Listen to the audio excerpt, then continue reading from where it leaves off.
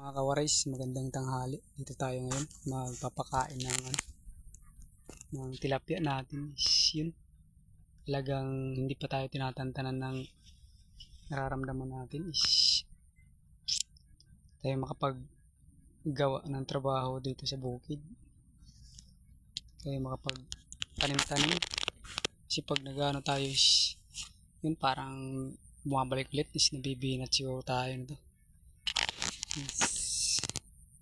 Yun, sana mga kawarais, yun, na gumaling na ako kasi para makapagtrabaho na ako ulit ng mga gawain ko dito.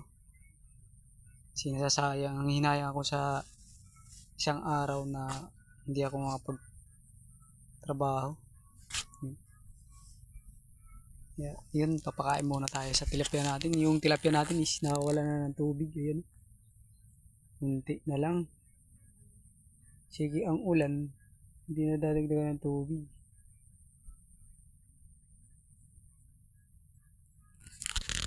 Kaya pakain muna tayo mga koray.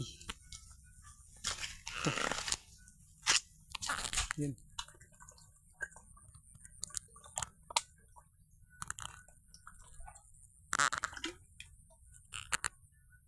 Yan po mga koray.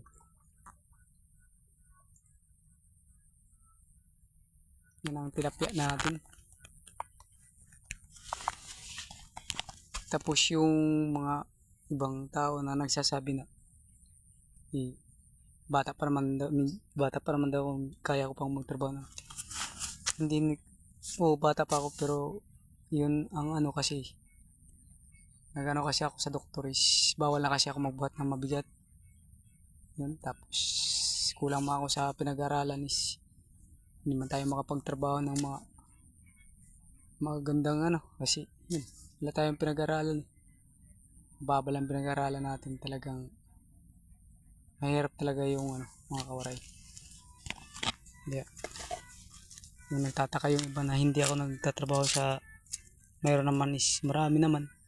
Kung nga is kaya, kung sa katawan ko is yung sa isip ko is kaya, pero yung katawan ko is hindi na kaya kasi yung sabi ng doktor na wala nang, hindi ka pwede na magbuhat ng mabigat. Kaya pinili ko na lang umuwi dito sa amin sa Samar na yun, magbukid na lang. Kasi ito paano hindi naman bubuhatin.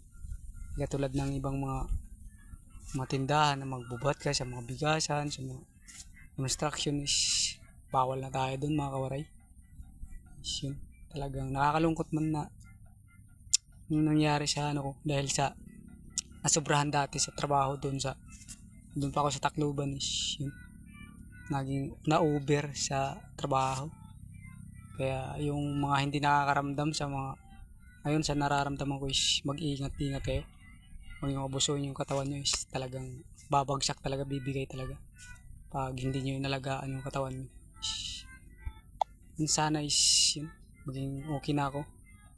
Kahit pa paano dito naman is magpagtanim-tanim lang ako. Yun, masaya na ako dahil may ginagawa din akong trabaho. Talagang nakakalungkot man mga kawaray. Di katulad dun sa ano, yung pinagtrabahoan ko sa Olongapo. Hindi naman kami nagbubuhat dun. Nag-aalala lang kami sa machine. Kaya yun, tumagal ako doon. Pero sa kasamaan ng palad na ano, na tigil yung trabaho namin. Sayang guys, mare-regular na sana kami. Natigil kasi nalugi. Ayun, uwi. Yung decision ko lang is isa sa mag-apply ng ano, ay wala man tayong pinag-aralan, tapos bawal man tayo magbuhat ng mabigat is yun, umuwi na lang ako dito. Talagang nakakalungkot din kasi yun, sobrang pagod din siguro, bumibigay na din katawan ko. Talagang kailangan ng relax yun.